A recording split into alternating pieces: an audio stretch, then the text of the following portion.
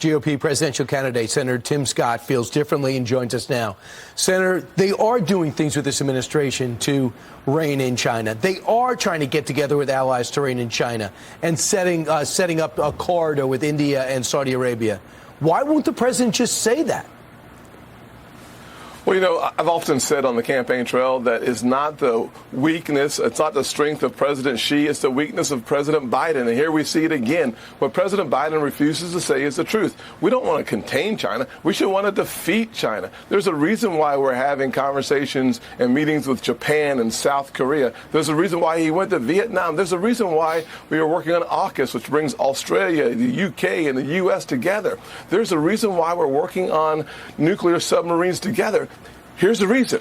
We want to defeat China and not simply contain them. We want to make sure that we are the dominant power, not only in the Indo-Pacific, but across the world. And the way you do that is having a strong, decisive leader that speaks truth.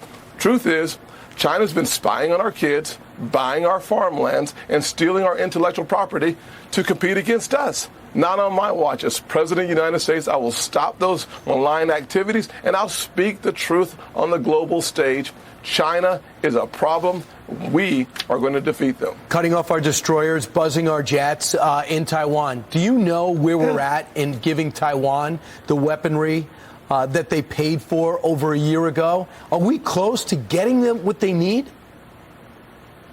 We are no closer to being able to honor the promises that we've made across the world, especially in Taiwan. Taiwan, we continue to say, we'll give you these weapons, but the backlog to get the weapons to Taiwan is embarrassing. One of the challenges you have when the President of the United States, President Biden, goes on a screen and simply says, we are running out of ammunition, sharing that type of sensitive information sends shivers down the spines of our allies. That is not being loyal to the country, loyal to our allies, and it certainly is not lethal to our adversaries. It's not smart because he wants support for Ukraine, the war in Ukraine, and to say we're out of weaponry is exactly what gives his opponents ammunition. I want to pivot, if I can, to the number one story in 2022, and that was abortion. Roe v. Wade, the Dobbs decision that reversed it, and the lack of messaging from Republicans on how to handle the pro-life message. It's the reason why you probably don't have the Senate. Here is the Vice President Harris asking, what week is the right week when it comes to abortion? Listen to her struggle. What is it that you believe? I mean, what week of pregnancy should abortion access be cut off? We need to restore the protections of Roe versus Wade. We're not trying to do something new. Does it need to be specific in terms of defining and where that guarantee goes up to and where it does not? At which week of pregnancy? We need to put back in place the protections of Roe versus Wade. The point is, be more precise. I am being precise. We need to put into law the protections of Roe versus Wade. That is someone that memorized an answer that has no idea what the real answer is. What should the answer be?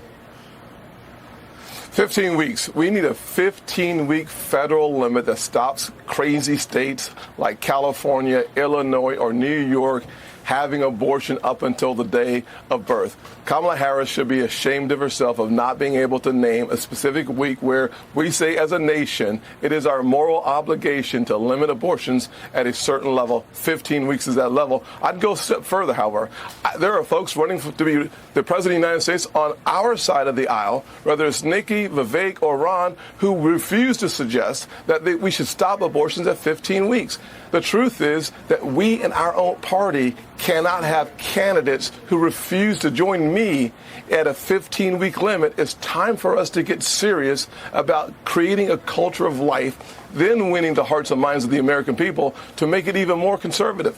But let's start with 15 weeks. I'd ask my Republican colleagues, join me at 15 weeks and not let California, that wants to take away parents' rights, if they don't agree with the gender issues, determine abortion policy for America. So essentially, your fellow senator from South Carolina, when he said make it a federal law of 15 weeks, should be in support of that and not give it to the states? Well, here's the truth. The truth is, I'd love to say giving it to the states would work and that would be the end of the conversation. What happened shortly thereafter was every single Democrat in the Senate voted for abortion on demand, allowing the nation to no longer have states deciding the issue, but allowing the entire country to have abortions on demand. I will be the president that stops that nonsense by returning the issue to a 15-week limit. Our Declaration of Independence says there are rights that come from a creator, not from your government, and that right includes life. In a couple of weeks, he'll be on the debate stage again. It'll be a smaller unit, more than likely, and he's still going strong. Senator Tim Scott, thanks for your quality time this morning. Thank you. All right. Meanwhile, straight ahead, a Fox News alert. You're looking live.